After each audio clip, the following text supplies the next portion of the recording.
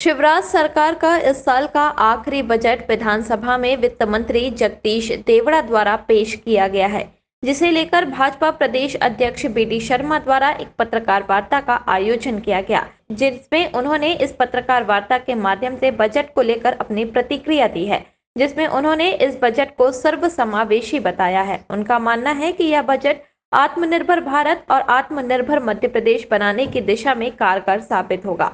हमारे देश के प्रधानमंत्री नरेंद्र मोदी ने आत्मनिर्भर भारत का जो सपना देखा है, यह बजट उस सपने को साकार करेगा। उन्होंने इस बजट को लेकर कहा कि यह बजट सर्वसमावेशी है, जिसमें सरकार ने गरीब वर्ग, जनजाति, स्वरोजगार, स्वास्थ्य, शिक्षा, सोलर एनर्जी सहित अन्य विषयों के बारे में कुछ न कुछ सोचा है। यदि हम सभी इस पूरे बजट का अध्ययन करते हैं तो यह बजट आम लोगों की आकांक्षाओं और अपेक्षाओं पर खरा उतरेगा। आप बजट पर चर्चा होगी तो बजट पर चर्चा करनी चाहिए कि बजट प्रस्तुत हो रहा है तब इस प्रकार के हंगामे करने चाहिए। इससे हम अंदाजा लगा सकते हैं कि उनके मन में चोर है, और इसलिए है कि एक सर्वसमावेशी, सर्वव्यापी गरीब जनता का बजट है। ये बजट जनता के सामने जाएगा तो भारतीय जनता पार्टी की सरकार के प्रति जो गरीबों का जीवन बदलने वाला बजट है, ये प्रभाव नहीं, गहरा प्रभाव डालेगा। जिस बात का डिक्लेरेशन किया है कि लाडली बहना योजना, जिसके लिए 8,000 करोड़ रुपए का प्रावधान इस मध्य प्रदेश के इस बजट में किया गया है। 5 मार्च को लाडली बहना योजना की लॉन्चिंग के कार्यक्रम के साथ इस मध्य प्रदेश के अंदर हमारी लाखों बहनों को, करोड़ों बहनों को 1,000 रुपये प्रतिमाह उनके खाते में जाएगा। ये एक ऐतिहासिक कदम मध्य प्रदेश की सरकार ने, हमारे संवेदनशील मुख्यमंत्री माननीय शिवराज सिंह चौहान ने जो दिया है, ये मध्य प्रदेश के लिए मैं तो कहता हूं कि एक ऐसा कदम है कि जिसके लिए पूरा समाज हमारे सरकार का, माननीय मुख्यमंत्री जी का अभिनंदन कर रही है। प्रदेश में खेल की संस्कृति और खेलों के लोकव्यापीकरण के लिए खेलों के लिए रिकॉर्ड 738 करोड़ रुपए का बजट का प्रावधान किया है, जो पिछले बजट जो खेल विभाग के लिए औसत वार्षिक बजट से 3 गुने से भी अधिक है।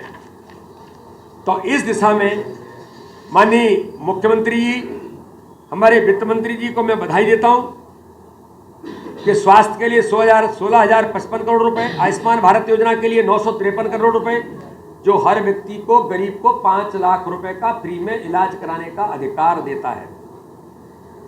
नए मेडिकल कॉलेज के निर्माण के लिए एक सरकार ऐसी आई थी, मैं फिर कहूंगा कि गलती से आई थी।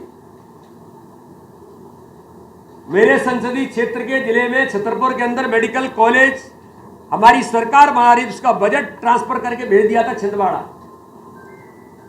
एवरेज बजट मिलता है 300 करोड़ रुपए, और कमलनाथ जी ने अपने मेडिकल कॉलेज को लगा दिया 1500 करोड़ रुपए, और सारे कॉलेजों का बजट कहां ले गए? छिंदवाड़ा ले गए। पता नहीं सोने की ईंट लगाने वाले थे, क्या लगाने वाले थे। लेकिन जो मैंने कहा कि सर्वसमावेशी और सर्वव्यापी बजट, हमारी सरकार ने प्रावधान किया 25 मेडिकल कॉलेज मध्य प्रदेश में। अभी हमारे 52 जिले में 25 मेडिकल कॉलेजों में बजट के प्रावधान के लिए विशेष तौर पर मेडिकल कॉलेजों की स्थापना से लेकर उन कामों के लिए 418 करोड़ रुपए की व्यवस्था की है। एक महत्वपूर्ण कदम उठाया है। हमारा टारगेट है कि हर जिले में मेडिकल कॉलेज खुलेगा। इसके प्रयास सरकार लगातार कर रही है, केंद्र राज्य सरकार दोनों, और जिसको मैं कहूं कि इंफ्रास्ट्रक्चर के लिए 56,256 करोड़ रुपए तो आया ही है। सड़कों और पुलों के निर्माण के साथ संधारण के लिए 10,182 करोड़ रुपए का प्रावधान किया है। सिंचाई परियोजनाओं के निर्माण और संधारण के लिए 11,049 करोड़ रुपए, और ऊर्जा के क्षेत्र में 302 करोड़ रुपए। इसी प्रकार से नगरीय विकास और ग्रामोदय विकास के लिए भी, नगरीय विकास के लिए 14,882 करोड़ और ग्रामीण विकास के लिए 24,443 करोड़ रुपए का प्रावधान हमारी सरकार ने इस दिशा में किया है। वहीं उन्होंने इस बजट के लिए प्रदेश के मुख्यमंत्री और वित्त मंत्री को बधाई दी है, और उनकी प्रशंसा करते हुए उन्होंने आगे कहा कि इस बजट ने आम लोगों के हित और कल्याण को भी समाहित करने का काम किया है। इस बजट में जो भी प्रावधान किए गए हैं वह सभी प्रावधान गरीब लोगों के जीवन स्तर को ऊंचा उठाने के लिए किया गया है। यानी इस बजट को लेकर यह कहा जा सकता है कि इसमें हर वर्ग के लोगों का ध्यान रखा गया है। इलेक्ट्रिक वाहनों से लेकर के अंकुर अभियान वृक्षारोपण का, माननीय प्रधानमंत्री जी का जो नारा है स्वच्छ भारत और हरा भरा भारत बनाने के लिए, उस दिशा में इस बजट के अंदर एक महत्वपूर्ण अभियान लिया है। और इसके लिए जो बजट का प्रावधान किया है कि नीमच, शाजापुर, आगर जैसे जिलों में सौर पार्क और सांची को सोलर सिटी बनाने का संकल्प है। हमने भी अभी प्रयास शुरू किया है कि खजुराहो भी सोलर सिटी बनाएंगे। आगामी समय में इसको प्रावधान में लेकर के आएंगे।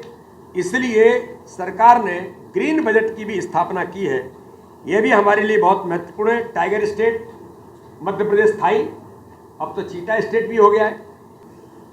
लेकिन वो जो किसान जिनके साथ छल कपट किया कांग्रेस की सरकार ने, कमलनाथ और दिग्विजय सिंह की सरकार ने, क्योंकि वो तो पहले ही बंटाढार थे, लेकिन 15 महीने भी बंटाढार किया, तो इस दिशा में भी जो डिफाल्टर हमारे किसान हो गए थे, उन डिफाल्टर किसानों को नॉन डिफाल्टर श्रेणी में लाने का कदम इस बजट के अंदर हमारी सरकार ने उठाया है।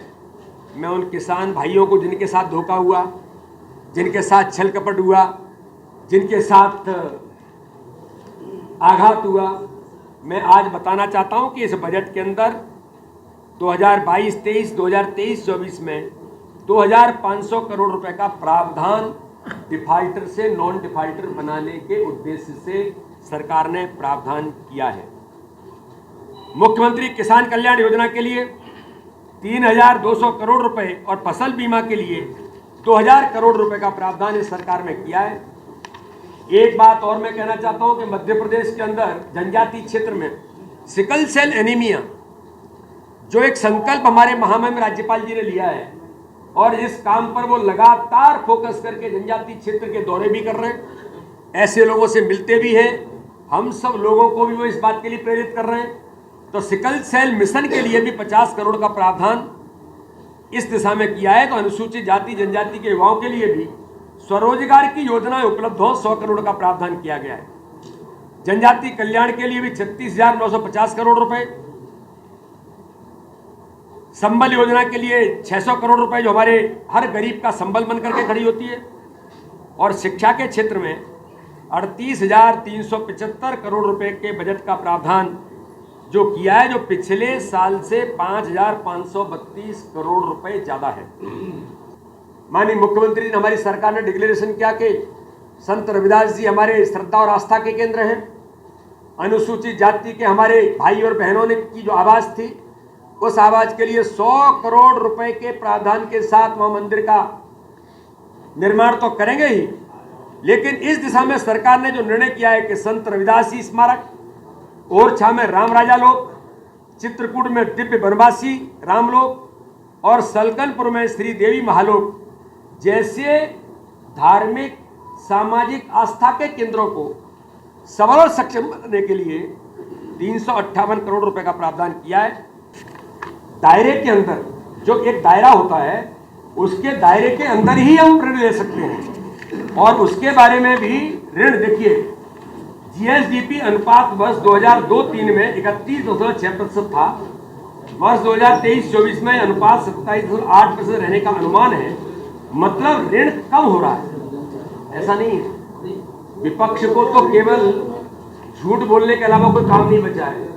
तो कमलनाथ जी या दिग्विजय सिंह जी, ये तो झूठ के सिरमौर बन गए, और मध्य प्रदेश की जनता ने गहराई से इनको पहचान लिया है।